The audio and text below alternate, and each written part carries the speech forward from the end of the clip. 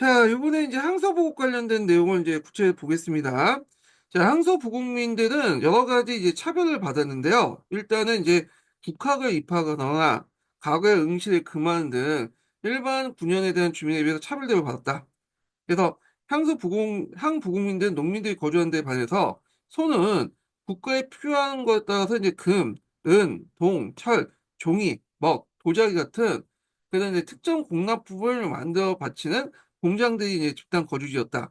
그래서 보통 이제 요게 자기가 생산한 물품에 따라서 이제 이름이 붙여지죠. 금소, 은소, 동소, 철소, 종이소, 뭐 지소라고 하죠, 이거는. 예. 도자기는 와소, 뭐 이렇게 해서 이제 이름이 붙여졌다. 이렇게 있고요. 자, 항소 부국에도 일반 군현과 같이 부국리단에서 외리가 있었고, 군현에서 부국으로 강등되기도 하고, 반대 부국에서 군현으로 승격되기도 했다. 근데 그 규모가 작은 편이었다는 거죠. 그래서 요 향소 부국이 그 일반 군현보다 좀 작은 거야. 그거는 이제 이게 원래는 행정적인 성격을 좀 띠고 있어요. 그래갖고 이제 향소 부국은 일반 군현보다 좀 작은 단위를 이제 해가지고 향소 부국을 정한 것 같아요. 뭐 신라 시대 때도 향 부국도 그렇고 거기에다가 이제 남할 여초 때 상황들이 겹쳐가지고 이렇게 이제 행정구역이 재편이 됐는데 자 하여튼 향 부국은 이미 이제 신라 시대부터 존재했고 소는 고려의 그서 발생하여 이들은 고려 일대 통해서 전국적으로 이제 존재했지만 후기에 갈수록 점차 소멸되는 추세였다. 그 대표적인 게 뭐냐면 신분해방 투쟁이죠. 그래서 무인 정권기 때 이런 신분해방 투쟁이 이제 뭐냐면 일어났는데 대표적인 망소의 난 같은 거 있죠. 명학소에서 난 예, 이런 것도 있고 뭐 도망가는 경우도 있고 그러면서 나중에 고려 후기 때 들어가면 일반 군용으로 이렇게 이제 편입이 돼요. 그래서 소에 부과된 이제 공납 같은 것들은 일반 군용이 이제 뭐냐면 하게 되고요. 그래서 조선 초기 때 들어가면 이제 항소보국이 아예 없어지게 되죠. 요 관련된 내용이 예전에 사지선당 관련돼서 한번 언급됐었어요. 자, 그 다음에 이제 고려시대 가장 말단 행정 조직은 촌이었죠. 그래서 주, 부, 군, 현의 는 대체 몇 개 촌이 딸려지는데, 에 대해서 향수 부국은 되게 1촌일 경우가 많았으며, 큰 부국에는 에만 몇 촌 있었다. 자, 이 촌에는 외관이 파견되지 않고, 그 유적지는 촌장과 총정이 이제 자치를 하고 있었다. 자, 이 촌장과 총정은 향리가 아니에요. 이들은 뭐라고 이제 분류하냐면, 백성이라고 불려요. 백성. 예전에 한번 백성에 대해서 얘기를 했죠. 그래서 이제 지배층은 아니고 그래도 피지배층이 아니지만 그 중간에 있는 계층들 백성이라고 했는데 고려시대 때인 총장과 총정이 백성 계층에 속했다. 백성이라는 것은 여러 가지 성을 가지고 있는 집단이란 거죠. 그래서 호족들도 이제 그 고려 초기 때 성을 가지고 있었잖아요. 그래서 이제 이걸 좀 인리성 집단이라고 해요. 이건 국가 권력하고 연결돼 있어요. 그래서 본관제가 실시되면서 호성을 부여받죠. 인리성 집단이라고 이제 하고. 근데 이 호정 밑에, 호정은 아니지만, 그렇다고 해서 일반 백정도 아닌, 백정은 이제 일반 평민들이죠. 이 중간의 라벨에 이제 뭐냐면, 레벨에 이제 그 계층이 있었는데, 요 계층들 촌장, 촌중, 백성 계층이라고 해요, 백성. 그래서 요들도 이제 12세기에 들어가면 1촌 1승의 원칙에 따라서 성을 갖게 돼요, 성을. 그래서 이들이 이제 성을 이제 가질 때 어떤 이제 특징이 있냐면, 대개 보면 성을 이제 뭔가 만들어야 되잖아요. 그러니까 얘들이 중국 역사서를 찾아내세요. 그래가지고 중국성을 많이 갖게 돼. 자기 조상들 이제 공자나 뭐 동중서나 제갈 공명이나 이렇게 해가지고 했는데 이때 만들어진 성들이 많아요. 중국 성들 지금 우리나라의 중국 성들 보면 물론 중국에서 오는 사람들도 해가지고 이제 이들이 기하해가지고 만든 성도 있지만 뭐 맹시, 공시, 뭐 제갈시 이런 것들은 이때 만들어진 거야. 그래서 하여튼 이렇게 있는데, 그래서 이제 이들 촌에는 외관이 파견되어 있고, 촌장, 총정이 있고, 이 촌장이 있는 촌에는 몇 개의 자연초 합쳐서 하나의 행정초가 구성됐다. 요거는 약간 이제 신라하고 비슷하죠. 그리고 1촌 1성의 원칙에 따라서 성간을 존재했는데, 이들은 이제 고려 때 이제 인리성 집단과 다른 백성성 집단이라고 해요. 촌장, 촌인들. 그래서 이제 했고, 그래서 이들이 지방사회 지배층이었다. 그래서 중앙정부는 군연을 통해서 말단 촌을 지배하고 조세를 수취함으로써 행정체계를 형성한 것이다. 그래서 이 백성이라는 말은 고려시대 때 일반 평민의 의미가 아니라 이런 백정과 상리의 중간 사이에 있는 이런 촌장과 촌정을 의미한다. 근데 이제 조선시대 들어가면서 이게 한 단계 격상됐죠. 그러니까 우리가 알고 있는 백정의 의미는 나중에 이제 화척 같은 손을 잡는 그런 사람들의 의미로 이제 됐고, 대신에 이제 뭐냐면, 백성의 의미가 일반 백성의 의미로 바뀌게 된 거예요. 지금 우리가 생각은 백성. 그래서 조선시대 때 백정이 백성화됐고, 하척이 백성이 됐고, 백정이 됐고, 이런 식의 이제 한 단계 격상이 나왔다. 이렇게 보시면 되겠습니다. 자, 그 다음에 이제 고려의 항청사의 지배세력은 토착적인 호장 등 장리층이었다. 예전에 이제 호족들이죠. 호족 중에 상급은 이제 뭐냐면 중앙이 문벌 귀족이 됐고, 중하급이 남아서 이제 장리층이 된 거죠. 자, 이들은 비록 수령의 파견으로 그들의 지위가 떨어졌으나 역시 지방사회에서 커다란 세력을 유지하고 있었고, 중앙고관이 자기 출신지 사신간 임명되어 발언권을 행사하고 있었으나 이들 중앙관이 자기 지방의 제지 세력들 존재하지 못하였다. 그래서 이제 있는데 중앙구관이 자기 출신지 사신관을 임명되어 발언권을 행사하고 있었으나 이들 중앙관이 자기 지방의 제지세력으로 존재하지 못했다. 이게 무슨 말이냐 하면 사신관 같은 경우에는 되게 이제 예전에는 그 지역에 뭐냐면 보호장 이하에 이제 뭐냐면 그 호족들이었죠. 근데 이들이 사신관 임명되면서 중앙으로 올라가요. 그래서 중앙에 오랫동안 이제 거주하게 돼. 그래서 이제 2대, 3대, 4대 되면서 본가는 그 밑에 이제 자기 그 예전에 선조들이 있는 그 지역이지만 실질적 거주지는 개경이야. 그래서 얘들이 문벌 귀족화되고 그래요. 그러다 보니까 나중에 뭐 몇 대 지나가면 이들이 이제 그 와서 뭐 지방에 가서 얘기를 하면 통하지가 않아. 통하지가 않아. 이미 남남이야. 예전에 선조들이 있었던 거지. 얘네들하고는 관련이 없는 거야, 이제. 그래서 고려시대 때는 제일 무서운 형이 뭐냐면 기양형이었어요. 기양이란 건 뭐냐? 자기 고향으로 돌아가는 거잖아요. 그래서 이제 개경에 있는 이 문벌 귀족들에게 기양 조치를 해요. 기양. 그러면 이제 원래 태어난 것은 분명 개경이겠죠. 근데 이때 기양은 자기 성조가 가지고 있는 본관으로 돌아가는 거니까 자기 선조의 본관으로 돌아가는 거야. 선조들의 본관으로 돌아가는 거다. 근데 이게 왜 그 당시에 이제 형벌로 인식됐냐면, 요게 이제 돌아가면 자기는 아무것도 아닌 거예요. 중앙에서 문벌귀족이 와도 거기 가잖아요. 자기 이제 예전에 선조들의 이제 본관으로. 근데 거기 이미 장리층들이 이제 이미 터죽대거나 자리 잡고 있는데, 뭐 예전에 뭐 조상이 거기 살았다고 해서 자기는 아무 연고도 없고 하니까 이제 얘들이 와갖고 사회적 지위가 격화되는 거죠. 그러다 보니까 이런 처지 때문에 이때 이제 기양 조치는 기양 형벌로 인식됐다. 이렇게 보시면 돼요. 기양이 아니라 기향이에요. 예. 자, 하여튼 이런 특징을 갖고 있다는 걸 좀 기억을 해주시면 되고요. 요 밑에 있죠. 그래서 고려전기에는 중앙관리가 죄를 범하면 시족에서 제명되고 본관으로 기양하는 걸 벌을 줬으니 이것은 중앙간지 권력의 발언이죠. 지방 축출은 치명적인 타격이었다. 그만큼 사회적인 지위를 격화를 의미했다. 중앙에서 권력에서 멀어졌고 거기 가봤자 장리 계층들이 이제 터줏대감이 있기 때문에 와봤자 이제 자기는 이제 발언권 행사하지도 못하고 사회적 지위가 확 격화돼 버린 거죠. 자, 그거는 결국 장리층이 지방세력의 중추적 위치였음을 표시한 것이다. 자, 이들 장리들은 읍사에서 행정, 조세, 사법 등 행정적인 공적 기능을 행사했으나 지방 유력자들로서 또한 항정사회에서 자치적 기능을 이제 아울러 관여했다. 고려시대 때는 향도라는 기능이 있었어요. 향도.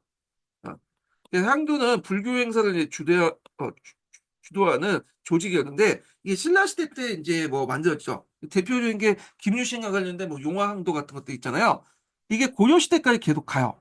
그래서 신라 시대에 불상, 종, 석탑 이거를 조성하거나 법에서 대규모적인 이제 노동력 및 경제력 제공 등 불교 신앙을 이제 거론 항도가 있었는데 이들은 점차 지방자치단체로 변신하고 호장들의 지도를 받는 것이 이런 것에 나타났다. 그래서 이 향도 조직도 고려 전기와 고려 후기가 좀 다르거든요. 고려 전기 같은 경우에는 9년 단위로 조직이 돼. 그래서 되게 규모가 컸거든요. 그래서 이 조직을 이제 뭐냐면 항리들이 조직을 해가지고 이제 운영을 해요. 예. 근데 고려 후기 같은 경우에는 이제 향도 조직이 축소화돼요. 네, 축소화되면서 주로 이제 마을 단위로 이제 하면서 이제 이런 대규모 이제 뭐냐 불상이나 석탄 같은 건 이제 조성을 못하죠. 왜냐면 인력이 많이 필요하니까. 그러니까 주로 간단한 불교 행사라든지 그다음에 음주 가문이라든지 이런 것들 하다가 조선시대 들어가면 음주 가문이나 뭐 상조 부대, 상조나 이런 걸로 이제 격화되죠. 요건 나중에 다시 설명할게요. 자, 항촌에는 토성을 가진 성씨 집단들의 대표들이 읍사 조직에 참여하고 지방 재지 세력으로서 주도적인 역할을 했다. 이렇게 이제 보시면 되겠습니다. 예.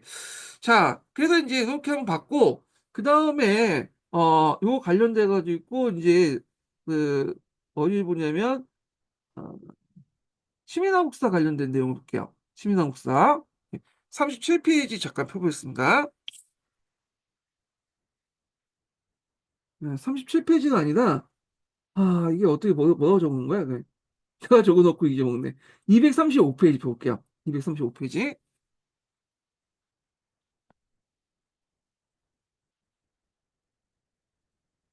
여기 지방통치 항청사에. 자, 940년 9년의 명칭을 개정하여 9년제를 정비했고요.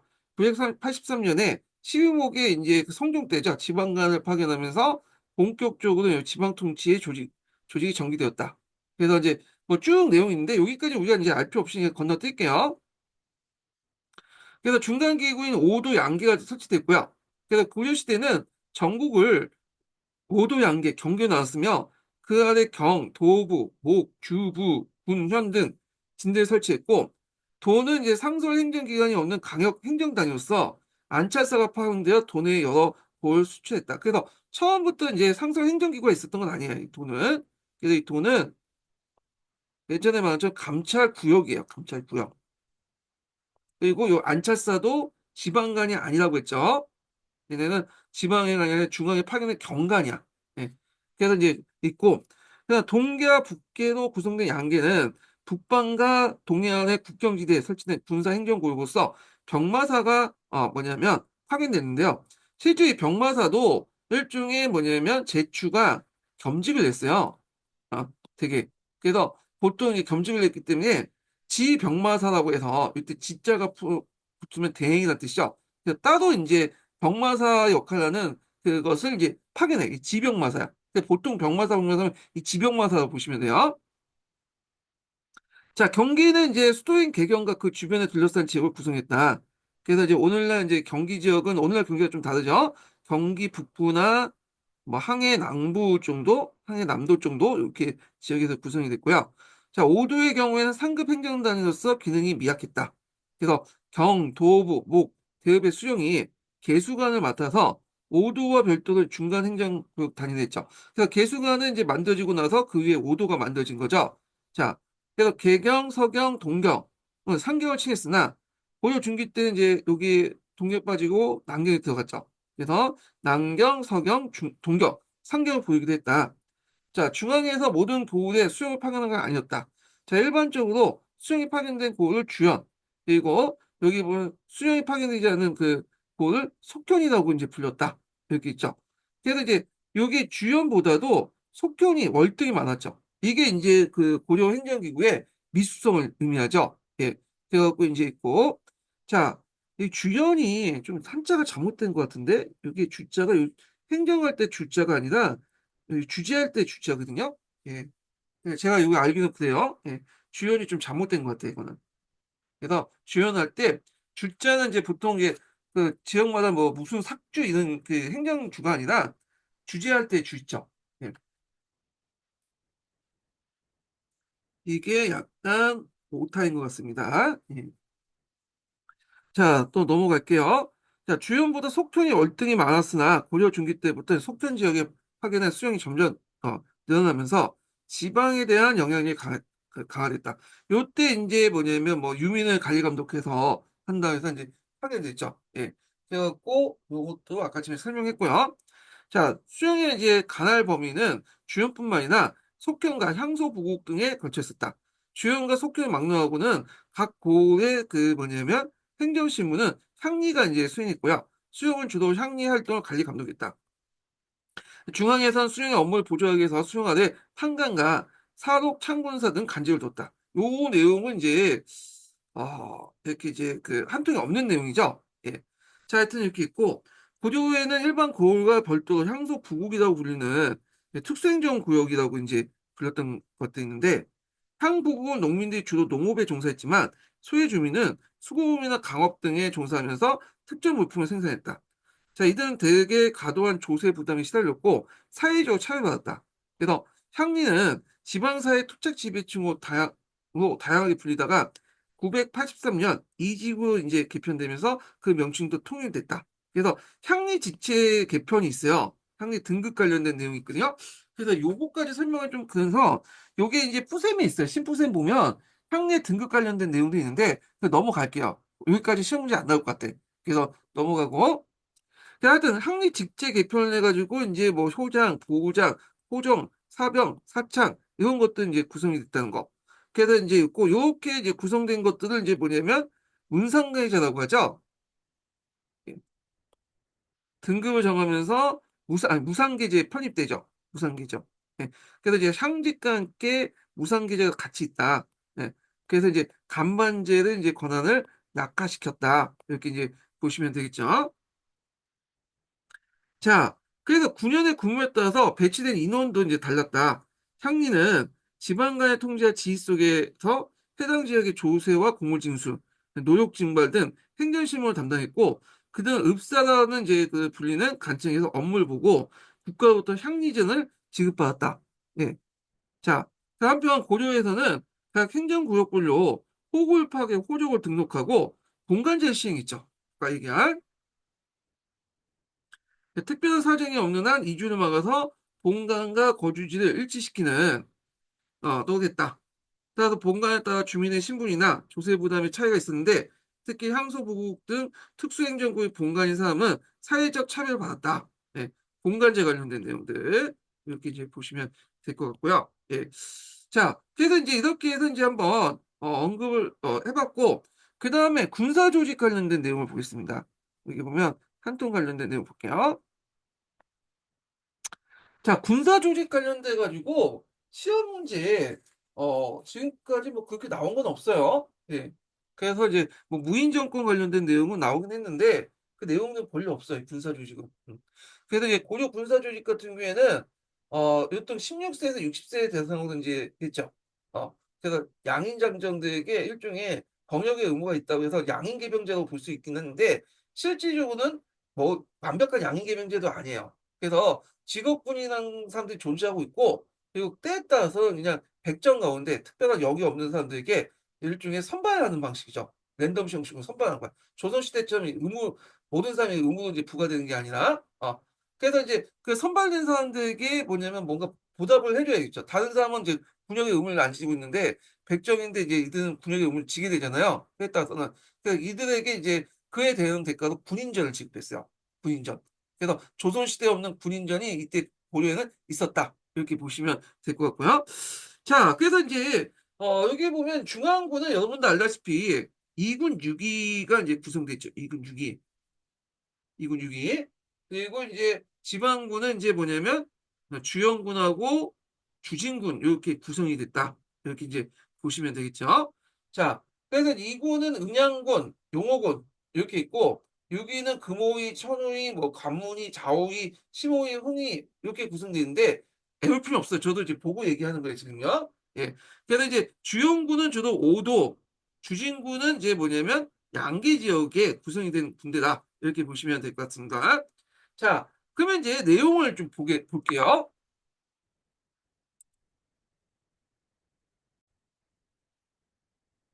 자, 그래서 이제 그 구체적 내용을 이제 보겠습니다. 자, 중앙집권적 통치체제는 군사 조직의 정비로 나타났다. 고려 초기의 자치적인 지방 호적의 사병은 고려가 이제 집권체제 확립에 따라서 점차 중앙정부에 직속된 국군의 일부 편입됐다. 자, 이에 중앙에는 2군, 6기, 경군이 이제 뭐냐면, 성립되었고 지방엔 주영군이 편성되었다. 그래서 이제 중앙군에 2군, 6군 8개 부대가 있는데요. 2군은 국왕의 친위 대인 음양군과 용호군이 있어요. 이들 근장이라고 하죠. 근장. 예. 그래갖고 이제 있고 되게 음양군의 이제 상장군이 그 2군, 6기의 제일 수장이에요. 이 사람들이. 그래서 이제 있고 자, 그 다음에 이제 6위보다 우위에 있었고 6위는 좌우위, 좌위위, 뭐 신호위 6개 부대가 있고요. 이 부대들은 주로 이제 어떤 역할을 하냐면 3개 부대들은 이제 개경의 경비뿐만 아니라 국경 방어 임무, 그래서 이제 이들이 가서 이제 국경 방어를 하고 그래요. 그리고 이제 뭐 그 전쟁이 나면 출정부대 있죠. 이 출정부대 역할도 하고, 그다음 금호위는 경찰, 그다음에 청호위는 의장, 간무위는 군성문에 이제 수행을 맡았고, 그다음 2군 6기에는 총 45개 영으로 이제 구성되는데 한 개 영당 1000명으로 구성되는. 물론 이것도 그 만편할 때 이제 한 거고 실제 운영은 1000명 이하겠죠. 예. 그래서 이제 이렇게 군인으로 조직된 부대로서 고려의 건군은 모두 4만 5천 명. 이건 완편 기준이에요. 완편. 그러니까 실제로는 요보다 더 적을 수가 있어요. 그냥 평상시에 결혼이 많아서 이보다 훨씬 적었고 비상시에 그 수가 증가해 오히려 이 정도보다 훨씬 많았다. 그래서 4만 5천 명 중에 뭐 전쟁 때는 플러스 알파가 더 붙겠죠. 그래서 이 영대 변종에 따라서 보승, 정용, 여격, 그다음에 뭐 상용 등등 있는데 대충은 보성 같은 경우에는 보병 여기 있고 정용 같은 경우는 기병 종류 같아. 예. 돼 있고 뭐 이렇게 해서 있고 뭐 역을 동원하는 부대. 해령 같은 경우에는 이제 여기 수군인 것 같은데 참고로 이제 조선시대 때는 수군하고 육군이 분리돼 있잖아요. 수영과 부영이 따로 있는데 고려시대까지만 해도 이 수군이 육군의 한 병종이었어요. 어, 그래가지고 우리가 이제 포병, 기병 이렇게 하는 것처럼 수병도 하나의 육군의 병종이었는데 이 수군이 이제 정비되기 하기 시작한 건 고려 후기 때예요. 고려 후기 때 이제 그 당시 이제 외적들을 막는 과정에서 육군에서 이제 수군이 분리돼 나가기 시작해요. 그래서 조선시대 때는 완전히 수군하고 육군이 이렇게 분리되었다. 이렇게 보시면 돼요. 예. 자, 그래서 이제 보승과 정용이 그 당시 핵심 정토 병종으로 이제 주력 부대 병종으로 주력 부대인 좌우, 신호, 흥의 3위에 속됐다. 그러나 전쟁 시에는 따로 중, 저, 후, 자, 오에서 5군 했는데 보통 이제 그 전근대 시대 때 군대 편제 단위는 상군, 5군 이렇게 돼 있어요. 자, 여기에 이제 이들 좌우, 신호, 흥이 같은 3위 32정이 주력이 됐다. 이렇게 있고요. 자, 2군 6의 부대장은 정상풀 상장군인데, 그래서 이제 여기 보면 이제 부대 평제를 보면 각각 2군 6위에 각각 상장군 한 명 있고 대장군 한 명 있어요. 각각. 그러면 이제 있는데 그러면 대충 한 24명의 상장군, 대장군이 있겠죠. 예. 그리고 이제 그 밑에 이제 뭐냐면 중랑장이 있고요. 난장이 있고 그다음에 교의, 대정 이렇게 이제 있어요. 이거 어디에서 많이 봤던 거죠? 예. 카페에 보면 여기 있어요. 상장군, 대장군, 장군, 그다음에 중랑장, 난장, 교의, 대정 이렇게 표가 있거든요. 요거 예전에 제가 이제 그 무인 시대에 그 예전에 KBS 역사 10회에서 무인 정변인가 하여튼 그 드라마 보고 막 표 받아가지고 이제 거기에다 정했거든요. 예. 그 카페 지금 등업 체제하고 그 고려 시대 등급이 비슷해. 계급 체제가. 자, 하여튼 정상품 상장고 있는데 참고로 이제 고조시대 때는 무관이 이 최고 올라갈 수 있는 지가 정상품 상장군이야. 상장군 이상은 못 올라가. 자, 하여튼 그 가운데 가장 서열이 높은 응양군 상장군이 반주가 돼서 상장군과 대장군으로 구성된 무신의 합작인 중방의 의장이 되었다. 그래서 이 중방은 여기 이제 상당히 중요하죠. 이거 예전 시험 문제 나왔죠. 근데 무인 정권이 등장하자마자 이 중방을 중심으로 초창기 때 정권이 운영됐죠. 근데 이 문인 정권 이전부터 이 중방이라는 게 있었어요. 상장군, 대장군. 그렇지만 큰 힘을 발휘하지 못했죠. 보병마사라는 기구가 있기 때문에. 그렇지만 문인 정권 이후부터는 큰 역할을 했다. 최시 정권 그 등장할 때까지는 이거 좀 기억을 해주시면 될 것 같고요. 그 다음에 이런 합의기구는 중방만 있었던 게 아니에요. 그 밑에 좀 등급이 낮은 장군방도 있었고, 뭐 낭장도, 남장방도 있었고, 교위방도 있었고, 각 계급별로 뭐냐면 합의기구가 있었어요. 네. 자, 그래서 이제 있고, 1000명에 구성된 각 영의 부대장은 정사품의 장군으로 그들도 역시 합작이면 장군방으로 구성됐고요. 영 밑에 100명의 군인으로 구성된 난장이 있죠. 네, 난장의 지위가 있었고, 그 아래 뭐 교위방, 뭐 이런 게 있어요. 예, 그래서 이때 대정도 있고 그렇게 벼슬책에 있다 이렇게 보시면 될 것 같고요. 자, 그 이권육의 경군을 어떻게 구성해 놔서 이게 두 가지 설이 있는데 하나가 뭐냐면 군반시족설이 있고 하나가 부병제설이 있어. 예, 그래서 이제 군반시족 그 다음에 부병제설 이렇게 이제 있고요. 그 다음에 이제 또 군반제설과 부병제설을 합쳐놓은 설도 있죠. 예, 그래서 이제 뭐 경혜군 홍성제설이 있어요. 그러니까 군반시족은 군호라는 직업 군인들이 이제 뭐냐면 경고를 구성했다라는 거야.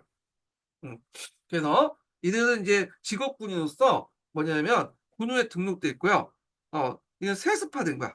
그래갖고 이제 이들은 대신에 뭘 지급받냐면 군인전을 지급해요. 군인전. 요때 군인전이라는 것은 뭐냐 수조권이죠. 수조권을 지급받았다. 이렇게 이제 보시면 될 것 같고요. 그래서 이제 있고 그다음 부병제에서는 이제 어떤 거냐면 각 나라에 보면 부병제가 있잖아요. 예. 그래갖고 땅을 지급받고 대신에 이제 뭐냐면 그 군역의 의무를 지게 되는 거죠. 이거 비슷하게 이게 운영이 되는데, 자, 일단 이들은 이제 뭐냐면, 일반 그 백정이에요. 백정.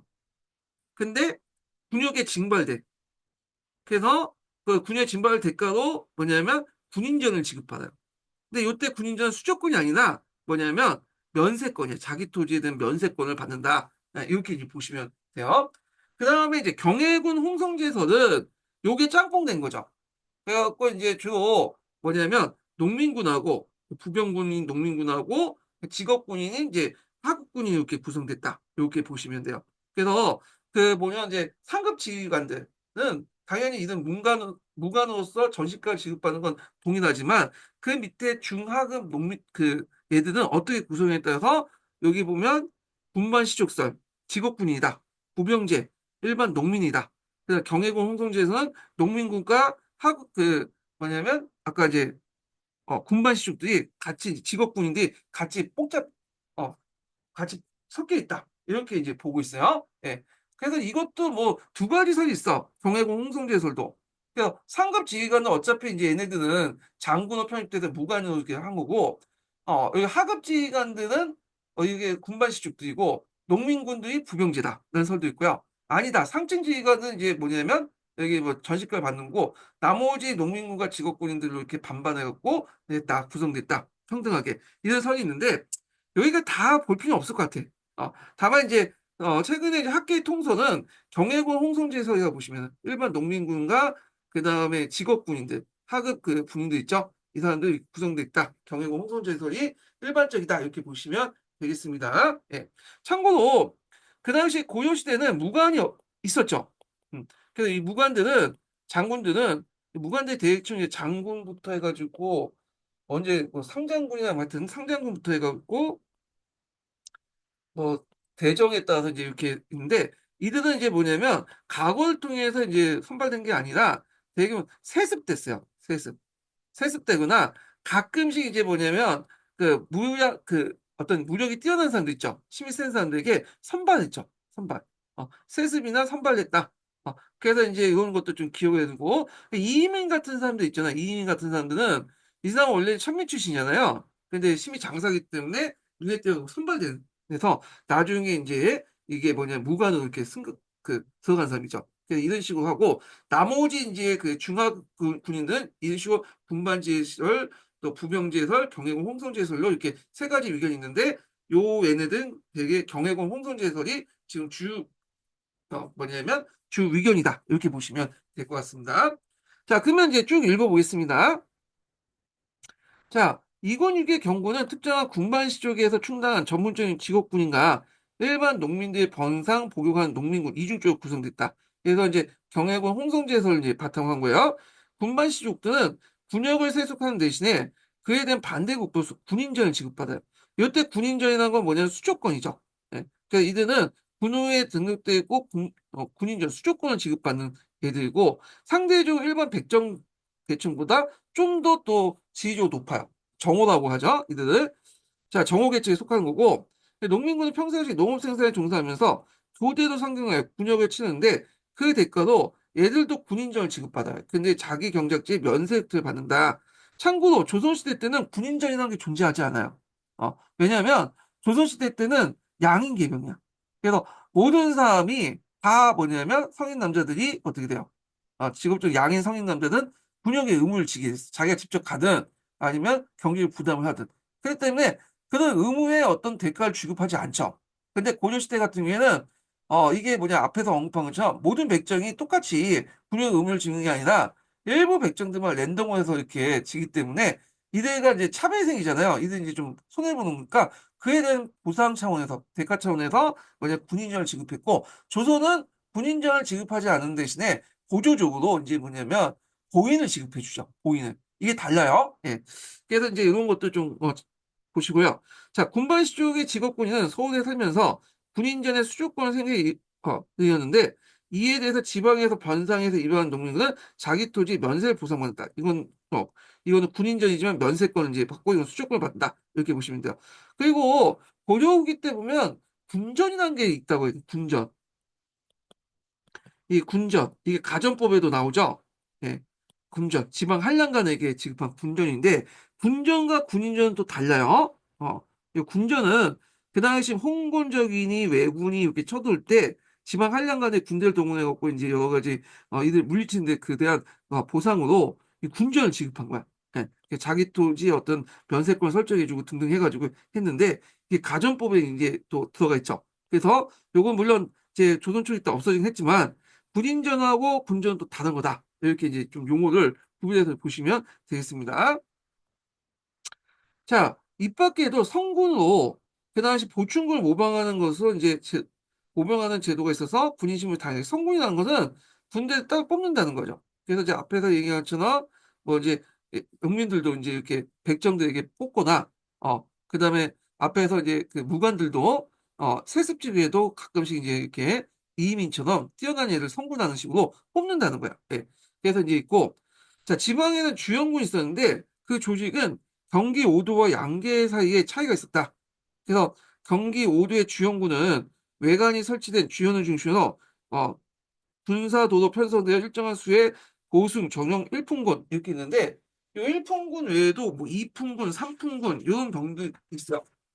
그래갖고 일품군이나 이품군이나 뭐 삼품군 이런 사람들은 어떤 거냐면 일품군은 노역부대요. 그러니까 일종의 막 공병이라고 보시면 되고 이품군, 삼품군 같은 경우에는 이제 민방위 정도 되는 부대들이야. 그러니까 일품군, 이품군, 삼품군은 지방 향리들이 이제 뭐냐면 맡았다 보시면 돼요. 그래서 실질적으로 이제 주력군은 보승과 전용이다 이렇게 보시면 되고 요거는 아마 이제 그 뭐 보병, 요거는 기병 뭐 이렇게 볼 것 같은데 자, 이들 주영군 군인들은 자기 토지의 농경에 종사하면서 지방의 방수, 그러니까 지방에서 이제 적이 쳐들어오면 막는 거죠. 군사훈련과 노역에 종사했다.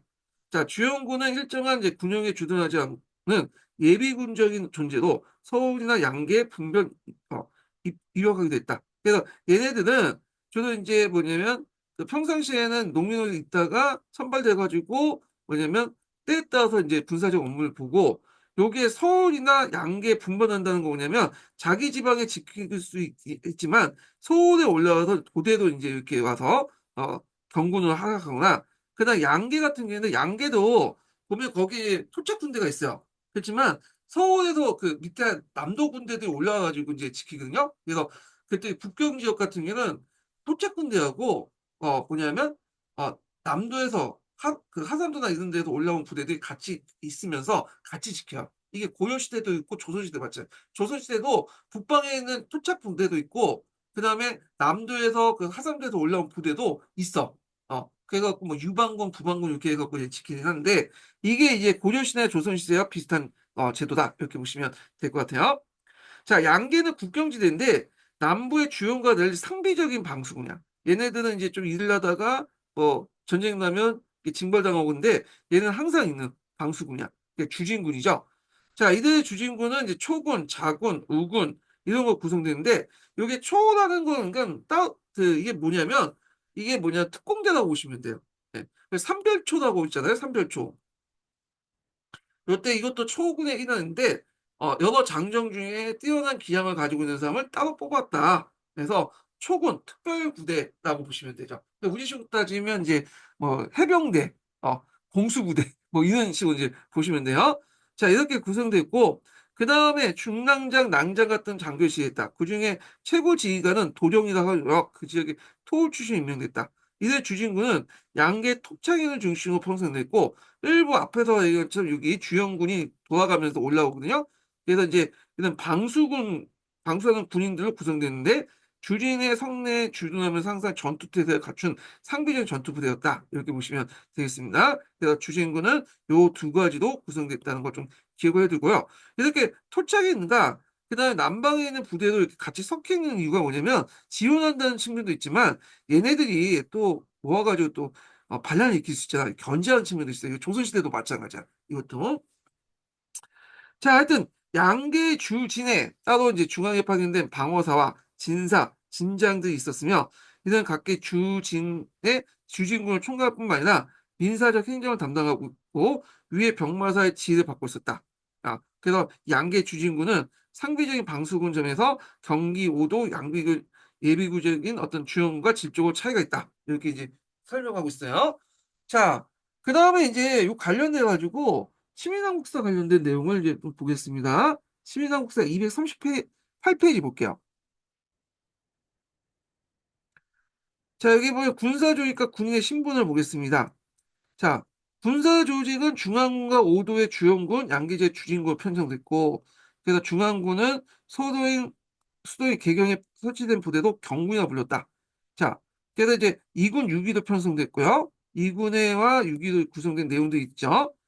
그리고 이제 2군 6위는 각기 상장군, 대장군, 뭐 장군 같은 이런 걸 구성됐다. 장교는 무신으로 지칭하고 그중에 상장군과 대장군은 중방이나 합작기구로서 군사 업무를 담당했는데 요 무관들은 저도 이제 정확히 무신보다는 무관이죠. 그러니까 하여튼 이 무신이든 무관이든 이들은 뭘 받냐면 전시과를 군인전을 받는 게 아니에요. 이 사람들은 군인전을 받는 게 아니라 전시과였고 군인전을 받는 거는 무관 그 밑에 있는 중하급의 군인들이 이제 군인전을 받는 거야. 예.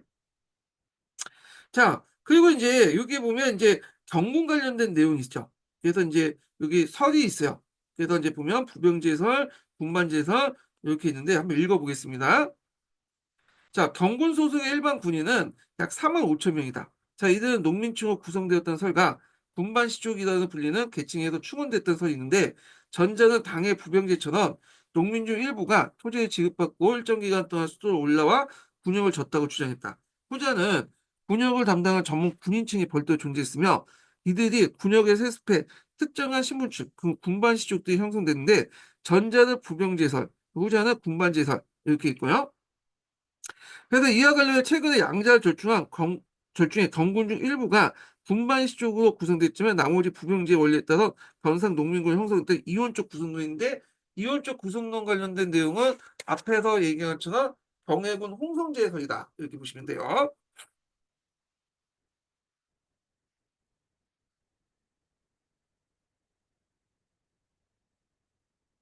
자, 그래서 이제 앞에서 이제 이것도 두 가지 의견이 있다고 했죠. 여기에서 얘네들은 이제 군반시 쪽, 얘네들은 부병제. 요 또 다른 게는 얘네는 상층에서 이렇게 해서 어차피 얘네는 전시과 받는 애들이고 얘네는 군반시 쪽, 얘는 부병제. 이렇게 이제 있어요. 요 자세한 내용은 어디에 있냐면 후셈이 있어. 후셈이. 근데 제가 이제 후셈은 안 읽고 넘어갈게요. 후셈에 보면 잘 돼 있는데 굳이 임용해서 이 후셈까지 자세히 볼 필요 없어갖고 시험 문제도 안 나오고 해서 건너뛰기도 하고 각자 보시기도 하고요. 예. 자, 그럼 계속 읽어보겠습니다. 자, 5도의 9년에 설치된 주영군은 병종에 따라서 보승군, 정영군, 1품군, 2품군, 3품군으로 구성됐고 요 1품군은 이제 앞에서 얘기한 노역부대, 오늘날 공병에 속하고 2품군과 3품군은 오늘날 민방위 정도의 부대예요. 야, 그래서 이제 보승군과 정용군이 전투부대로서 부병제사였다면 그들 교대도 변상해 6인 보승과 정예가 구성됐고 1품군 노동부대로서 각종 이제 노역을 도냈고 이들은 이제 모든 중앙정부의 통제를 받았다. 2품과 3품군은 중앙정부의 직접 통제를 받지 않았으며 지방사의 각종 노동에 동원했는데 일종의 이용 민방위 군주는 이제 일종의 향리가 이제 있는데 책마다 좀 달라요. 어떤 책은 1품군부터 향리가 통제했다는 설도 있고 여기 2품군, 3품군부터 향기가 통제되는데 그걸 중요한 건 아닌 것 같아요. 예. 자, 그러니까 주연군은 군역을 담당할 수 있는 신체적 조건과 경제적 능력을 갖춘 농민을 선별하는데 여기에서 볼 때 경제적 능력이 있어야 돼. 그래서 양인계 병제를 하려면 경제적 능력이 일단 돼야 돼. 그냥 나이만 찼다 해서 된 것이 아니라 경제적 능력이 있어야 돼. 왜냐면 그 당시에 이제 전쟁 나가려면 그 군복부터 해서 먹을 거, 그 다음에 이제 창, 활, 무기 같은 걸 개인이 다 부담을 해야 돼요. 근데 그 부담할 수 있으려면 어느 정도 토지를 가지고 있어야 돼. 그렇기 때문에 이 경쟁 능력이 상당히 중요한 거예요. 이게. 그래서 고려시대 때 이게 완벽하게 양인 개념제가 못됐던 이유가 요것도 있어요. 경제 능력이 모두 갖춰져 있는 게 아니었어요. 예. 그래서 조선 초기 때도 나중에 설명했지만 경제 능력이 없어가지고 이 군역에서 이제 면제받는 인원들이 되게 많았거든요. 근데 세조 때부터 이제 농업 생산이 올라가면서 이제 어느 정도 이제 소장 정도 경제 능력을 갖추게 되면서 군역에 의무를 지게 되면서 양인 개명제가 됐다. 이렇게 이제 해설을 하고 설명하고 있는데 하여튼 요거는 이제 나중에 좀 설명하고요. 자, 양계 주진에 설치된 그 주진구는 초군, 자군, 우군, 고창, 신기, 보반인데 여기에는 이제 여기가 더 들어가 있네요. 예. 자, 뭐 여튼 주진구는 국경지대 방어한 병력이기에 단위 고을당 군인 수가 주영보다 훨씬 많은 편이었고 그다음에 부대도 다양하게 나눠져 조직적으로 관리되었다. 세부 구성은 동계와 북계 사이에 약간 차이가 있었으며 양계 주진에 거주하는 성인 남성은 주중에 편입되어 평상시엔 교대도 유사시엔 전면적으로 동원되었다. 이렇게 이제 보시면 돼요. 그래서 상비군적 성격이 있다는 거. 그래서 이제 요걸 볼 때 주영군 같은 경우에는 랜덤인데 반해서 이 주진구 같은 경우에는 그냥 일정한 연령이 있으면 다 선발되는 방식으로 이제 하는 것 같아요. 그래서 평상시에 농사 졌다가 전쟁에는 이제 뭐냐 동원되는 그런 걸 있는데 뭐 이거는 인구 구성에는 이제 그쪽 남도 지역이 많기 때문에 여기가 주 형태였다고 보시면 되겠죠. 주연군이. 자, 뭐 이렇게 이제 구성이 됐다는 걸 좀 기억을 해두시면 되겠습니다. 자, 그 다음에 이제 또 읽어볼게요. 여기 넘어가면 교육과 과거 제도를 보겠습니다. 예. 자, 이 교육과 과거 제도는 되게 중요해요. 예, 이게. 특히 과거 제도가 많이 나오죠. 과거 제도가. 그래서 조선시대 과거 제도가 훨씬 더 중요한데도 불구하고 역사적으로 임용에서는 의외로 이 고려시대 과거 제도가 시험에 많이 나와요. 그래서 이 고려시대 과거 제도가 세네 번 나온 것 같아. 이걸 조선시대는 한 번 나왔나? 그래서 이제 잠깐 언급되는 수준에만 이제 쳤고 이 고려시대 과거 제도가 이제 많이 나오고 있거든요. 그래서 이 고려의 과거 제도가 시기마다 정비된 내용들이 상당히 많아요. 그 정비되면서 이제 하나하나 정비되면서 이게 발전됐잖아요. 예. 그런 거 연결돼서 이제 보셔야 될 것 같은데. 예. 자, 그 내용을 들어가기 전에 좀 보면요. 예, 이거 과거제도 이제 넘어가기 전에 잠깐 여기 관련돼 가지고 아니 교육제도 한 다음에 설명할게요. 이거 서 연결이 있으니까. 음. 자, 먼저 교육제도를 보겠습니다. 자, 고려 지배체에 운영하기 위해 인적 자원은 그 교육제도와 가고제를 통해서 공급되었다. 고려는 중앙 집권적인 어떤 정치의 실행자인 관리를 양성하기 위해서 중앙과 지방의 학교를 세우고요. 여기에 이제 수업한 사람들을 가고를 통해서 관리를 선발했으니 이는 교육과 가고제를 고려 통치체에 유지하는 제도를 기반을 만들었다. 그래서 교육제도와 가고제도를 연결시키려고 했어요. 네. 그래서 나눈데도 이제 성공했죠. 이건 나중에 좀 얘기할게요. 자, 고려는 유교를 정치인용으로 삼았으며 유교 교육을 받은 관리 양성이 필요하였다. 자, 이미 태조 때 개경과 서경에 학교를 세웠지만 992년에는 중앙에서 국자감을 설치하여 교육제도를 이제 기반 확립됐고 국자감은 단계는 이제 뭐냐면 채용한 일종의 종합대학이죠. 그래서 여기 신분별로 구성되는데 요게 밑에 있죠. 이거 예전에 한번 기출에 한 두 번 정도 나왔거든요. 자, 이 당나라 때 국자관과 연결시켜서 이제 보시면 돼요. 자, 여기 보면 국자, 태학, 사문학, 그다음 유학, 선학, 어, 산학인데 그 경사 육부라고 하는데 경사 육사라고 하는데 여기 이제 국자관에서도 유학부가 있고 그다음에 기술학부가 같이 있어요. 그래서 이 국자가 이제 신분별 입학이기 때문에 3품 이상, 그다음에 태학은 5품 이상, 사문학은 7품 이상, 그다음 그 밑에 기술학 쪽은 8품 이하인데 요 품계가 예전에 한번 기출문제에 언급됐어. 사지선단에. 예. 그래갖고 요 품계를 좀 외워두시는 것도 좋을 것 같아. 이런 것들이. 자, 그래서 이제 국제학은 문무관 3품 이상, 그 태학은 5품 이상, 사무학은 7품 이상의 자제들이 각각 입학 자격이 주어졌고 여기서는 모두 유학을 공부했다. 이에 대해서 유서, 산학 등 같은 잡학에서는 8품 이하의 자제와 서인들이 입학했다. 잡학에 대한 유학의 우위와 입학 자격의 제한 구조는 고려의 유교적 기족사의 모습을 보여주고 있다. 이런데 참고로 이제 뒤에 나온 고려 후기 때 성균관 같은 경우에는 이 기술학부가 없죠. 뭐만 있어요?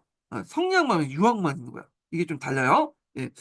자, 그래서 이제 있고 성종은 지방호적대 자제들에 대해 교육, 성종은 지방호적의 자제들에 대한 교육에도 큰 관심을 갖고 그들이 상경시켜 수업하도록 했다. 자, 이건 성종의 중앙집권화 정책에 따른 지방호적들 중앙 관료하는 것을 그 의도가 있었다. 그러니까 얘들을 이제 뭐냐면 지방호적들을 중앙 관료화시켜서 자기 밑에 두려고 했던 거죠.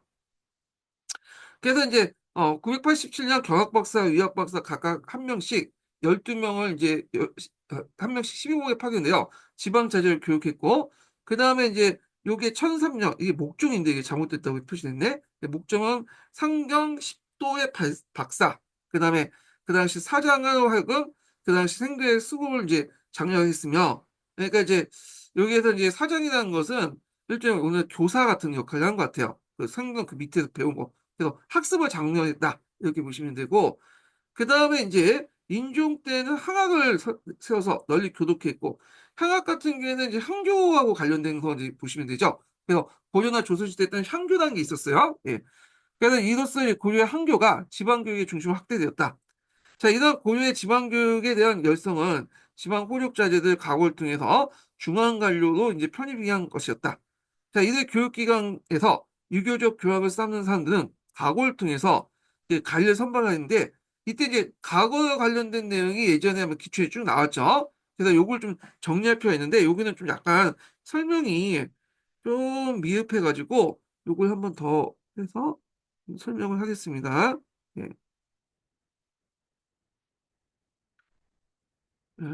여기가 백지를 좀 사용하고 자, 일단 고려시대 관리도령부터 이제 볼게요.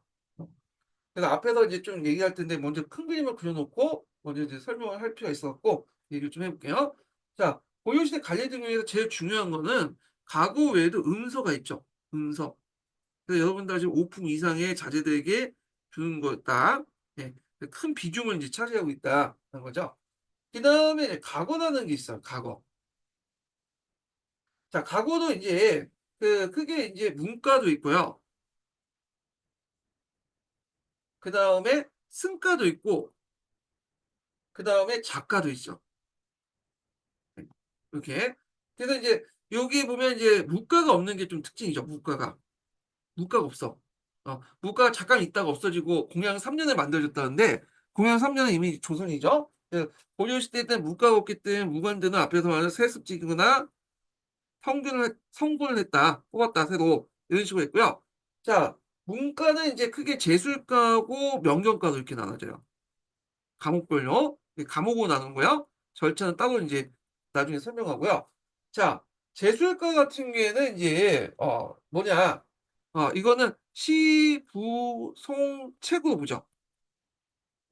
그래서 시라는 것은 여러분 알 테고 부라는 것은 이제 뭐냐면 어떤 이제 그 유교의 명문장들 있죠. 이런 것들을 뽑아서 이제 정리한 것이 부라고 하다고 해요. 그래서 시와 산문을 이제 뭐냐면 합친 걸 부라고 또 하기도 하고 그 다음에 송은 이제 공덕을 가리키기 위한 것들을 얘기하고 책이란 건 논문이죠. 네. 그래서 시부송책이고 명경가는 이제 유교 경전이죠. 유교 경전. 그래서 이제 이걸 이제 조선시대 대비하면 이제 조선시대 때 재수업은 이제 진사과라고 이제 부르고 요거는 생원과라고 이제 부르죠. 예. 그래서 이제 고려시대 때는 진사과, 생원과 뭐 중요시 여기고 했지만 고려시대 때는 이제 어디를 더 중요시 했냐면 이 한당 유학에 영향을 받았는지 재술가에 영향을 받았어요. 시와 문장을 잘 지어야지 이제 되는데 그래서 재술가에 상당히 중요시 여겼다. 이렇게 이제 보시면 되겠습니다. 그래서 이거 있고 그 다음에 이제 넘어가서 승가가 있는데 이게 승가가 그좀 있어. 승가 같은 경우에는 이제 고정성하고 뭐 성종성 같은 것도 있다고 그래요. 네, 선종도 보고 고종도 있고 이런 것도 있다. 그래서 조선시대 비교해 보면 승가도 조선시대에 있었어요. 없었던 분도 그 잘못 기억하신 분인데 있어요. 승가도. 근데 이게 항시적으로 있었던 게 아니라 뭐 있다가 없어지고 있다가 없어지고 그런 거죠. 예. 그래서 뭐 이렇게 있고 그 다음에 작가라는 게 있어. 작가. 그래서 여러 가지 기술 직원을 뽑는 그런 시험인데 자 그래서 이제 있고 제일 중요한 게 이제 문과 시험이죠. 문과 시험. 이 문과가 이제 어떻게 발전됐나 이렇게 이제 보면 되는데 이거 예전에 한번 시험 문제 나왔던 건데 자, 일단은 초기를 볼게요. 고려 초기. 절차 과정을 본 거예요. 자, 고려 초기 때는 이제 문과 시험을 어떻게 갔냐면, 일단은 국자감상이 있어요. 국자감에서 이제 배운 학생과, 그 다음에 이제 지방 출신을 이제 뽑아서 온 게 항공이라고 하거든요.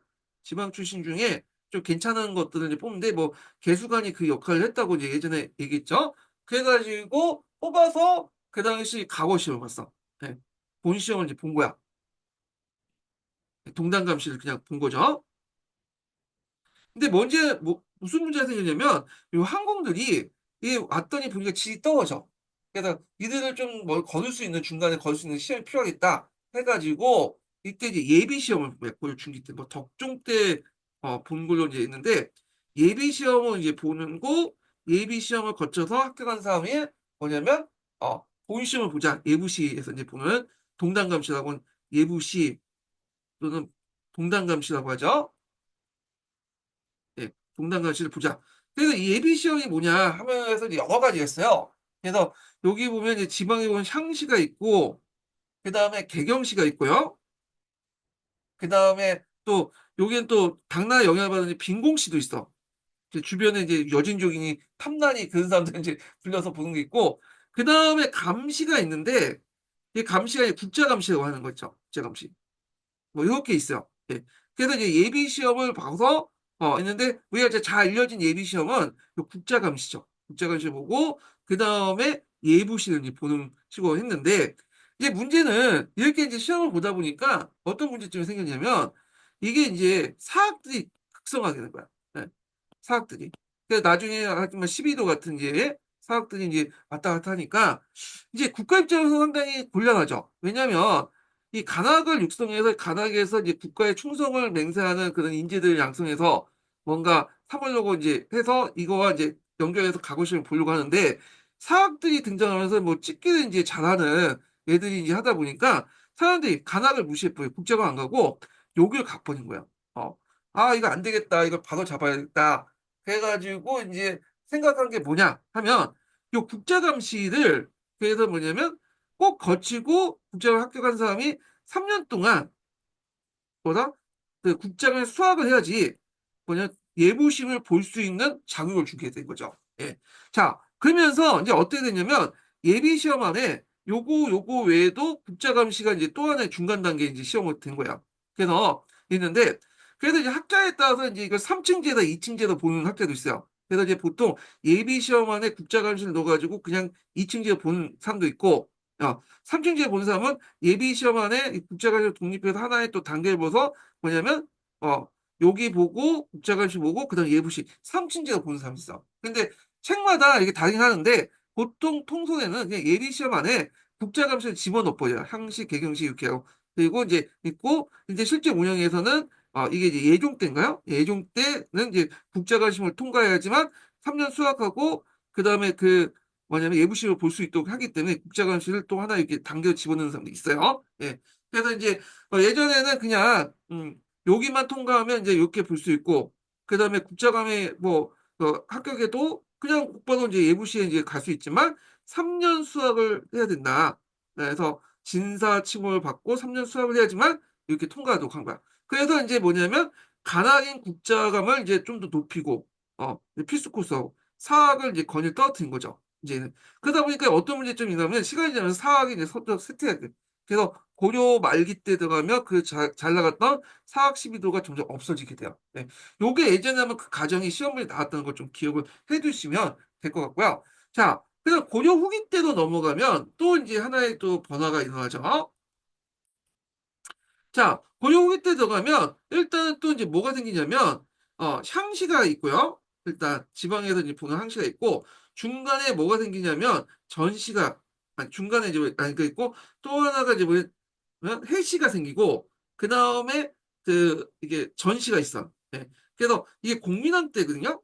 공민왕 때 원나라의 이제 과거제도를 이제 본받아서 원나라 과거제도가 예전에 뭐 송나라 때 과거제도긴 하는데 지방에 보는 향시를 두고 그다음에 중앙에 해시를 보고요.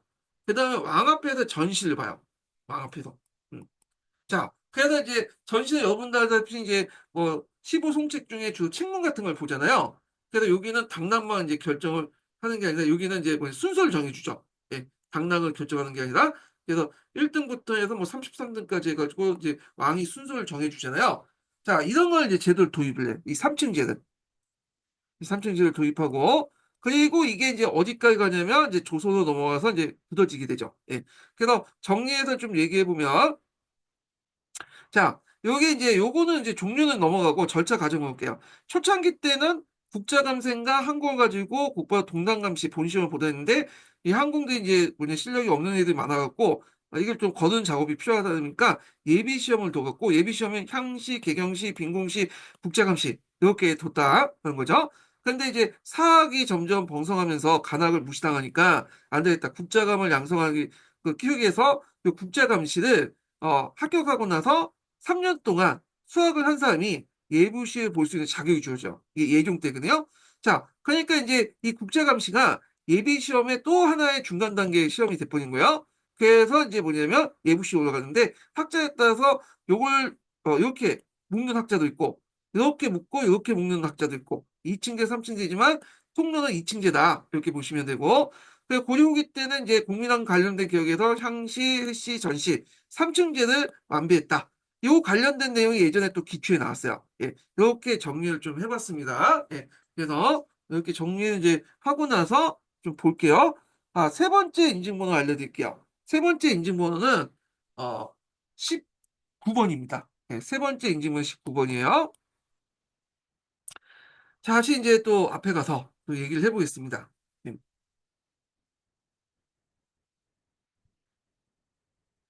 자, 처음 강종은 훈신을 억제하고 왕권을 강화하기 위해서 각오제도를 실시했다. 이때 과거에 합격한 사람들은 관리로 등용됨으로써 중앙 집권 정치의 실행자가 되었다.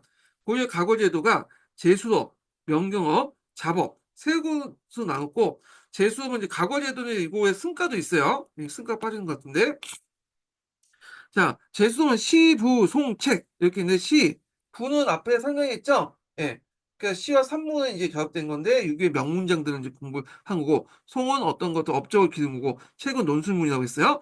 문학으로 시험했고 그다음 명경업은 시, 서, 역, 춘추 같은 유교 경전을 이제 봤다. 이들은 모두가 문신의 선발이었는데 상대적으로 재수업을 더 중요시 여기고 각오하여 통상 재수업이다 지칭하고 그 합격자들 중요해서 특히 우대했다 이렇게 했거든요.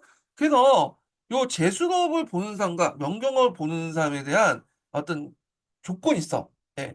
그래갖고 이제 있는데 그 재수업 같은 명경업은 다 봤다는 설도 있고 이게 설마다 달라요. 재수업 같은 경우는 양인설이 있고 귀족 학리자들만 봤다는 설도 있고 인종 때 모든 사람이 법제를 다 봤다는 설도 있고 근데 우리가 뭐 그걸 따질 필요는 없을 것 같아. 아직까지 이게 학계에서 여러 가지 의견이 있다는 거는 시험 문제 내기가 좀 곤란하다는 거야 이런 것들.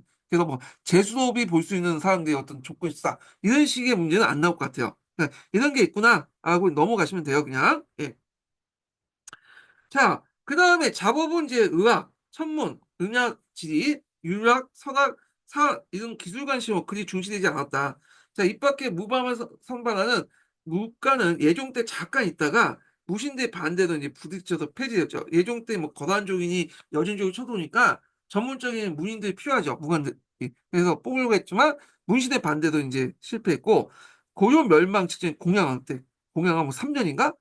이때 이미 이제 의미가 없죠. 그래서 정시가 실시됐다. 이건 조선시대 때 이제 했다고 보시면 돼요. 그리고 고려의 과거제도는 문해를 존중한 문신 유지의 선발 방법으로 우방과 작업을 경시한 풍조로 나타난 것이다. 자, 처음 과거는 중앙관리 자제인 국자강생과 지방출신 항공 앞에 이제 개수관이 좀 지방 그 호족중에 뛰어난 애들 추천한 제도가 있었잖아요. 이렇게 해서 이제 했는데 점점 이제 항공의 질이 떨어지니까 안 되겠다 해갖고 중기에는 이게 덕종대라고 보고 있어요. 덕종대 예비시험 국자감시를 본 본시험이 거쳐서 본시험 예부시를 거쳐서 법제인데 이 예비시험이 앞에서 언급한 것처럼 국자감시만 있는 게 아니에요. 여기 보면 항시도 있고 개경시도 있고 비경시도 있고 뭐 연시도 있어. 그중에 대표적인 게 국자감시라고 보시면 될 것 같습니다. 예. 자, 그 국제감시는 사마시 또 진사시라고 하는데 여기 응시자격을 보면 중앙의 일반 국학생들, 그 다음에 이제 12도생들, 그리고 지방의 개수관시의 선거는 항공을 중심으로 이뤘으며 일단 여기에 합격하면 진사칭원을 익히게 되고 본시험에 나갈 수 있는 자격을 얻게 된다. 이렇게 있는데 예전에는 그냥 통과시켰는데 진사에 3년 동안 이제 해야지만 하게 된 거죠. 이게 이제 예종 때 이제 플러스 된 거예요. 자, 본시험 예부시는 보통 동당시라고 하죠. 동당감시, 동담시 이렇게 있는데 국자감시에서 합격한 진사가 응시자 주출이었지만 예종 이후에는 진사도 국자를 3년 동안 해야지 수학 기간을 거쳐서 응시할 수 있으므로 재생이 이제 거기에 증가했다. 거기에 이제 됐죠. 그래서 이 국자감시 같은 경우에 국자관 입학 시험이다. 한 중간 단계 시험이다. 이 설득이 많은데 그냥 넘어가세요. 그냥 여기는. 자, 그 과거 제도가 조선하고 좀 다른 게 뭐냐면 조선의 과거 제도는 일단 합격하면 뭐예요? 간제에 진출할 수 있어. 물론 늦게 진출할 수 있지만, 근데 고려시대 때는 과거 제도가 관리 선발 시험보다는 그냥 관리 자격 시험이에요. 그래서 얘를 이제 과거에 합격했던 모든 사람이 다 이제 뭐냐면 곧바로 간직에 임명되는 게 아니라 늦게 임명되고 자기 문벌 출신했다. 심지어 임명 안 될 수도 있어. 그래서 이제 해서 이 과거 제도라는 것이 귀족제 큰 틀 속에서 이루어진 거야. 예. 이 귀족 안에서 자기들끼리 일종의 뭐냐면 뭐냐 그 자기 안에 경쟁을 이제 하는 거죠. 예. 그래서 조선 시대하고 좀 다르다 이렇게 보시면 되겠습니다. 그래서 과거 제도는 관리를 채용하기 위해서 시행된 거지만 과거에 급제했다고 해서 모두 관리가 임명된 것이 아니다. 그래서 관리 자격 시험이지 관리 선발 시험이 아니에요. 조선 시대처럼 합격 인원에 비해서 간직 수가 적었기 때문이다. 따라서 과거의 성적과 출신 문벌이 간직 임명에 크게 작용되었다. 그래서 이제 그 귀족 가문의 급제자가 좋은 간직을 도임하고 승리하는데 유리했으면 두말할 것이 없다. 또한 과거 시험은 고려시대 과거 시험은 과거를 통해서만 관리 등록한 게 아니라 음서라는 게 있었죠. 그래서 고관의 자제도 자동적으로 관리가 될 수 있는 제도를 마련했어요. 5품 이상이면 뭐냐면 그 아들이 하나는 관리를 보내는데 그래서 1인 1자라고 하는데 실질적으로 여러 명을 보낼 수 있다고 해요. 예. 그래서 이제 이렇게 했다. 이게 상당히 특권이고 그러면 조선시대에도 음서가 있었죠. 조선의 음서였는데 조선시대의 음서는 2품이에요. 확실히 더 올렸죠. 그리고 고려시대는 5품 이상, 이제 고려시대는 음서를 통해서 고위직 관록으로 들을 수 있는데 반해서 조선시대는 음서를 가지고는 갈 수가 없어요. 쪽팔려. 음서 자기 아버지 등에 업고 이제 했다는 거고 또 이제 조선시대는 음서든 추천이든 간에 또 하나 시험을 봐야 돼. 고려시대는 시험 볼 필요 없어요. 근데 조선시대는 음서라도 시험을 봐야 돼요. 시험을 보고 시험에서 또 떨어진 사람도 있어. 네, 그 경쟁률 한 2대1 정도 이렇게 있어요. 이거 나중에 좀 얘기할게요. 자, 하여튼 이렇게 있다는 거. 자, 고려시대는 이 음서제가 일반화되어 귀족의 자제들은 음서를 통해 관리 임명하는 형상이 두드러졌다. 자, 이들 음서 출신자는 간품이나 간직 승진에 제한이 없을 뿐 아니라 오히려 대부분이 5품 이상의 간직이 오르고 재상에 진출하는 사람도 있고요. 그 자식 또한 또 세습이 돼가지고 또 뭐냐면 음서를 통해서 자기 재상까지 하는 그런 케이스가 많겠죠. 자, 이 음서 제도는 공음전식과는 5품 이상의 고관대에 적용됐다는 점에서 고려사의 귀족사회를 이제 규정하는데 중요한 근거 된다. 자, 고려사에 대해서 두 가지 설이 있어요. 네. 하나가 뭐냐면 관료제설과 귀족제설이 있거든요. 제가 이거를 예전에 한번 시험에 나왔기 때문에 설명하려고 좀 했는데 가만히 생각하니까 이게 좀 그래. 왜냐면 시험 문제 나오기가 좀 그런 거야. 그래서 관료제설, 그다음 귀족제설, 또 한 가지 있다. 문벌사회론이 있어요. 그래서 관점은 이 귀족제설이야. 예. 그래서 그거 근거로 보는 게 뭐냐면 앞에서 음서제도가 있고 그 다음에 공음정식까지 들어있죠. 공음정식과. 그러니까 공음정식과는 이제 나중에 설명했지만 요거는 자기 아버지가 이제 5품 이상이면 받을 수 있는 거잖아요. 그래서 이제 귀족이라는 것이 이제 제도적으로 세습이 보장을 해줘야 되잖아요. 그리고 이것이 이제 뭐냐면 제도 세습을 보장해주는 어떤 장치가 있는 게 기족이거든요. 그래서 이제 제도적으로 보장할 수 있는 장치가 음서제와 공음전식가다. 공음제다. 이거야. 그럼 문벌사회는 뭐냐? 자, 이런 문벌들이 존재하고 있어요. 근데 이 문벌들은 가문의 어떤 영향력에 따라서 이제 형성된 것뿐이지 그들의 어떤 특권들이 뭐냐면 이게 제도화되지 않는 거야. 그래서 이들은 이제 뭐냐면 한 3대 4대 가다가 감의 영향이 떨어지면 그냥 자연스럽게 없어지는 이런 것들이 문벌 사회론의 주 내용이거든요. 근데 이제 학계에서는 이 귀족제 사회론을 이제 예전에 중요시 여겼어요. 근데 최근에는 문벌 사회론도 중요시 여기는 것도 있고, 예전에 한번 기출문에 나왔던 것이 이제 이 문벌 사회론에 초점 맞춰서 시험에 나온 거 알고 있어요. 예. 그래서 하여튼 예전에 이거는 간접 관련, 고려사 성격과 관련돼서 99년도에 한번 기출문에 나왔는데, 이게 쓰려면 논술형 시험에 나왔거든요. 근데 지금처럼 단답형 이렇게 뭐 서술형도 뭐 한 줄 이상밖에 안 쓰는 그런 시험에서는 이게 나오기가 힘들어. 다만 이제 이런 식으로 나올 수 있겠죠. 뭐 요게 이제 뭐냐면 귀족제 사대 입각에서 아니면 고려사회가 귀족사회로 부르는데 제도적으로 이걸 보장해 주는 거, 세세로 보장해 주는 장치 두 가지 쓰다. 그럼 음서제도와 공음정식과 요 정도는 나올 수 있어도 뭐 어쩌고 저쩌고 하면서 막 넣어놓고 논술 형식으로 넣는 시험은 나오기가 좀 힘들다. 그래서 제가 요거는 그냥 뺐거든요. 그래서 제가 이제 기본 강의 관련된 시험 그 강의 때 그 관련된 내용을 잘 설명해 놨어요. 그리고 한국사 길라잡이에 보면 자세히 설명돼 있어요. 그래서 요거 이제 더 궁금하신 분들은 그 참조해 주시는 거 좋을 것 같아. 자, 그 다음에 과거제도에 관련돼서 이제 또, 볼 게 뭐냐면, 보자. 시민한국사 관련된 내용 볼게요. 시민한국사 232페이지 잠깐 볼게요. 자, 앞부분에 가야 되겠네. 고려시대 과거제도와 교육제도 관련된 내용이 됩니다. 네, 과거 음서제도. 요거 읽고, 그다음 풀셈도 읽을게요. 중요하기 때문에, 제가 중요한 부분은 풀셈도 읽을게요. 예, 중요하지 않는 내용은 건너뛰는데, 이건 왜냐면 이제 나중에 계속 나올 수 있기 때문에, 읽는 겁니다. 자, 고려시대에 능력 있는 이제 인재를 관료 선발하기 위해서 과거, 음서, 청거 같은 제도가 있고 주로 과거와 음서를 주로 이제 활용했다. 과거는 이제 958년에 그 처음 시행돼 제술가, 명경가, 작가로 나눴고요. 제술가는 문학적인 재능과 정책 등을, 명경가는 유교 경제 등 이해 능력을 시험받다. 작가는 법률, 회계, 지리 등 실용 기술을 시험에 기술가를 선발했다. 무신의 제 뽑는 무가는 거의 시행되지 않았다는 거죠. 그래서 이제 1390년, 공양 3년에 공양 2년이네요. 하여튼 요게 이제 있는데 의미는 없죠. 그래서 과거 중에 제술가, 명경가 중 가장 중요하게 여겨 양대업이라고 했으며 그중에 제술가 오이가 있었다. 자, 과거는 양인 이상의 신분을 응시할 수 있었다. 요거 이제 보면 이건 원칙이에요. 이건 원칙이야. 예. 보통 이제 고려나 조선시대 때는 양천제 거든요. 뭐 통일신라 때도 양천제라고 이제 하는데 하여튼 양천제는 신분상 법제상 신분상 양인하고 천인으로 구분돼 있고 양인들은 이제 가고에 응시해서 뭐 간직에 침입할 수 있는 권리가 주어져. 자기 노력에 따라서. 그래갖고 그 대신에 일단 조용조 이런 것들은 이제 뭐냐 납부하는 또 의무도 주고 천인들은 가고에 볼 수 없죠. 일단. 그리고 이들에게는 또 권리도 없기 때문에 의무도 없어요. 조용조 같은 거는 짊어지지 않아. 물론 이건 원칙일 뿐이고, 천인들도, 노비들도 다 군역의 의무도 있고, 그러죠. 조선시대 때 보면. 예. 자, 하여튼 이거 원칙이에요. 자, 그래서 과거에는 양인 신분의 신분, 이상 신분을 응시할 수 있다. 과거는, 그러니까 양인 신분의 신분이면 응시할 수 있다. 이게 원칙이 있고, 실제로는 좀 운영은 좀 다를 수가 있어요. 제술가, 명곡가에서는 주로 관료와 향리 자제, 작가 양인 이상을 응시했다.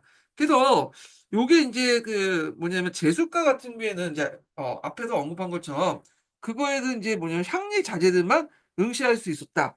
초창기 때는. 그래서 인종 때 통합됐다. 그런 설도 있고 하여튼 여러 가지 설들 등등 있는데 그냥 넘어갈게요. 자, 재술가와 명경가 합격자들은 문안직, 그다음에 중앙관청과 지방의 하급관직에 배치되었으며 이후 승진을 통해서 제추와 같은 그 고위관료로 성장했다. 자, 작가 합격자들은 의학이나 법률, 지리학 등 응시 분야에 따라서 기술직, 사천대, 사천대는 이제 뭐 하냐면 천문관측을 하는 곳을 사천대라고 하죠. 세의관 등의 그 뭐냐면 하급관리 임명했다. 자, 과거 시험은 지공고와 동지공고로 시험관과 합격자를 각각 자주 문생이라고 했다. 이거 중요하죠. 지공고, 동지고 이가 같이 이제 얘들 이제 시험 감독관이죠. 이들을 이제 자주라고 하고 그 거기에 시험을 본 사람 문생이라고 해요. 그래서 이들이 서로 간에 이제 뭐냐면 어떤 거 있냐면 인맥, 형성돼. 보통 이제 인맥들을 당연하고 해요. 당여. 고려시대 같은 경우는 당여라고 하는데, 당여가 이제 있는데, 이들은 이제 뭐냐면 서로 끌어주고 믿어주면 하는데, 그 당시 이제 지공고하고 동진고가 이 문생이 이제 합격하면, 일종의 보증을 해줘. 어. 그래서 이 보증을 해주는데, 그래서 이제 이 관계를 통해서 이제 사제 관계, 부자 같은 그런 관계가 형성돼. 그래서, 이들이 이제 이걸 통해 학벌과 인맥으로 이어져 간제 임명되고 승진될 때 출세의 배경으로 작용됐다. 그래서 이 자주 문생 관계에 관련된 내용이 어디로 나와 있냐면, 그 당시 이제 그 갑자기 이런 건데, 네. 고려도경, 고려도경. 여기도 나와요. 이게 관련된 내용이. 그래서 이제 있고, 자, 그 다음에 이제 음선을 좀 보죠. 음선은, 조상의 이제 음덕으로 그 자손이 간직에 나올 수 있는 제도였다. 종실과 공실의 자손에도 5품 이상의 관료의 아들, 손자, 사위, 동생, 조카 등의 혜택을 줬고, 외손자도 가능해요. 조선은 이제 친손자만 가능한데, 여기 외손자도. 왜냐, 고려시대 때는 부계도 강조하지만 또 모계도 강조하는 양측적인 어떤 그 계통관계를 강조하거든요. 예. 자, 음성은 매년 정기적으로 실시했으며 국왕의 직이나 왕비의 책봉, 공로가 있는 관료가 치사할 경우와 같이 특별할 때도 시행됐다. 자, 고위 관료의 자제들은 아버지 외에 다른 친족들로부터 음서를 받을 기회가 적지 않기 때문에 비교적 쉽게 간직에 진출할 수 있다. 그래서 원칙은 1일자지만 실질적으로는 뭐냐면 한 사람이 여러 명의 이제 다자로 해갖고 줄 수 있고 뭐 자기 그 뭐냐면 아들뿐만 아니라 손자도 줄 수 있고 그 다음에 조카도 줄 수 있고 여러 사람들이 줄 수 있어요. 자, 고려시대에 음소 간직에 진출할 수 있는 나이는 법적으로 18세이지만 실제로 그 규정이 지켜지지 않아서 그보다 어린 나이에 이제 음소 간직에 진출받는 것이 많고요. 그다음 음소를 받은 첫 간직은 서리직이나 하급 품간의 동정직이었다. 이렇게 있는데요. 자, 요걸 좀 이해하려면 그 당시에 이제 서리직 관련된 내용을 좀 볼게요. 조선시대 서리직 같은 경우에는 되게 낮죠. 예. 이 서리직이 그 품간직으로 올라갈 경우가 없었어요. 근데 고려시대 때는 이 서리직 안에서도 상급 서리직도 있고 하급 서리직이 있어요.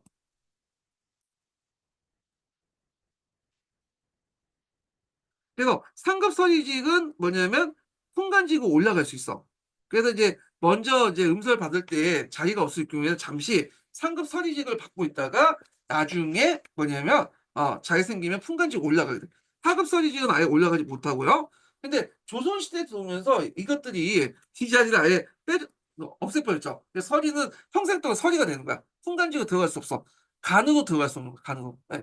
그래서 이제 있지만 고려시대는 달리 그 조선시대나 달리 고려시대는 나름대로 서리직도 이렇게 이제 상급 서리직 같은 경우에 품간직으로 들어갈 수 있지만 조선시대 때 이 초기 때부터 막혔던 건 아니고 시간이 지나면서 막히게 돼요. 이 자리가. 그래서 이제 품간직으로 못 들어갔다 이렇게 보시면 되고요. 그 다음에 동정직이라는 게 있는데 동정직을 좀 알려면 그 당시에 이제 그 산직의 그 종류를 좀 보시면 돼요. 산직. 그러니까 상직이 있고 실직이 있어요. 실직. 실직은 실제 관리들 의미하고 주 직관들 얘기하죠. 그래서 이제 그 일이 있는 거야. 이런 게 있고 그 안에서 정규직이 급직하고 최하직으로 나누는데 요 외에도 이제 명예직이 있어요. 명예직이 있는데 그게 세 가지가 있죠. 경고직이 있고 그 다음에 동정직이 있고요. 그 다음에 첨설직이 있어. 경고직 같은 경우에는 이제 보통 그 뭐냐면 문반 5판 그러니까 문간 5품, 무반 4품 이상의 이제 사람들에게 경고를 붙여서 퇴임 후에 준 명예직이에요. 퇴직 관리에게 주는 명예직이고 동정직 같은 경우에는 이제 뭐냐면 동정직 같은 경우에는 주로 이제 5품 정도 주는 사람들이 5품, 무반 5품 대준 동정이라는 직을 주는데 이것도 명예직이야. 그다음에 첨선직은 이제 어떤 게 고려 후기 때 외구가나 홍고적들이 많이 들어왔잖아. 그 외구와 홍건적들을 이제 격파하는 과정에서 줬던 그 뭐냐면 직이 첨선직이야. 첨선직. 예. 그래갖고 이제 있는데 얘네들은 이제 보통 뭐라고 하냐면 유황품관이라고 해요. 유황품관직이라고 해요. 그래서 지방에 있는 이제 물러나면 이들을 유황풍간지를 이제 묶어가지고 이제 얘기를 하거든요. 그래서 이들 중에 상당수가 신진사대부 출신이 이렇게 나오죠. 자, 하여튼 이 동종직이 이제 요거다. 그러니까 이제 5품 정도의 명예직이라고 보시면 돼요. 네. 그래서 이제 5품이 아니라 말 잘못했네. 여기 있대. 6품, 5품 이하, 5품 이하의 명의직이에요. 5품 이하. 그래서 이제 5품 이하의 명의직. 그래서 동정직은 6품 이하의 무반과 5품 이하의 무반 남반들에게 주어졌다. 남반이라는 것은 이제 이게 무반과 문관들이 있으면 요 앞에 남반이라고 하는 그 간직도 있었어요. 네, 고려시대 때문에 있었던 거죠. 자, 그러니까 행정을 담당했던 실직이 아님으로써 녹봉을 받지 못했지만 전시가를 지급받아서 이제 경제적 혜택을 누릴 수 있었다. 이렇게 있죠. 그다음 또한 일정 시간이 지나면 실직을 받았고 고위관료 승진할 수 있다. 그래서 이 동정직의 어떤 역할이었죠. 그래서 행정을 담당했던 실직이 아니고 독봉을 받지 못했지만 전시가를 지급받아 경제적 혜택을 누릴 수 있었고 첫 번째고 자 그다음에 일정 시간이 지나면 어, 여기 실직을 받았고 고위관료 승진을 할 수 있었다. 근데 이때 전시가는 할인자를 지급받다는 설도 있어요. 뭐 이게 설이 뿐이고 자 이런 특징이 있고요. 그 밑에 기족제설과 관료제설 같은 것도 있는데 한번 읽어보세요. 예전에 기출문에 나오긴 했는데 이게 이게 몇 년이야? 99년도인가? 하여튼 기출문에 나왔던데 지금은 이제 나올 가능성이 별로 없는 것들이죠. 설 같은 것들은 요즘에 잘 안 나와요. 예, 그런 것들. 자, 그래서 음서활동에 간제를 받더라도 본인 5분 이상 관료가 돼야 자손에게 음서의 혜택을 줄 수 있었다. 음서는 관료층이 자손에게 간직 진출의 기회를 제공한 특권적 제도였지만 관료 신분의 세습을 보장하지 않았다. 자, 여기에서 이제 뭐가 반영되냐면 보장됐다는 설이 귀족제설이고 그래서 세습이 보장돼야지 귀족이라는 지위가 이제 유지될 수 있는. 귀족이라는 것은 그 일종의 계급이잖아요. 기존의 계급을 유지하려면 제도적으로 이걸 세습을 인정해줘야 되거든요. 그래서 음서제가 세습이 됐다라는 설인데 이게 반대하는 설이 있어요. 예. 그래서 이 반대하는 설은 관료제설이 있고 문벌사회도 있는데 이 문벌사회론 같은 경우에는 이들이 이제 세습한 게 아니라 이들 집안이 문벌이 좋기 때문에 뭐 이렇게 그 가고다든지 그다음 음서를 통해서 이렇게 이게 간 거지. 일종의 이제 뭐냐면 그대도 세습된 건 아니다. 그렇기 때문에 한 3, 4대 지나면 세습이 안 될 수 있다. 뭐 이렇게 이제 이게 그 5분 이상 안 올라갈 수 있다. 이렇게 이제 설이잖아요. 근데 요설이 반영된 것 같아. 여기에서는. 예. 자, 하여튼 과거에 합격한 것이 고위 관료에 승진하기에 훨씬 더 유리했을 뿐 아니라 관료에서 자부심을 가졌다. 이것도 관료제설과 문벌사회론에 바탕을 둔 거예요.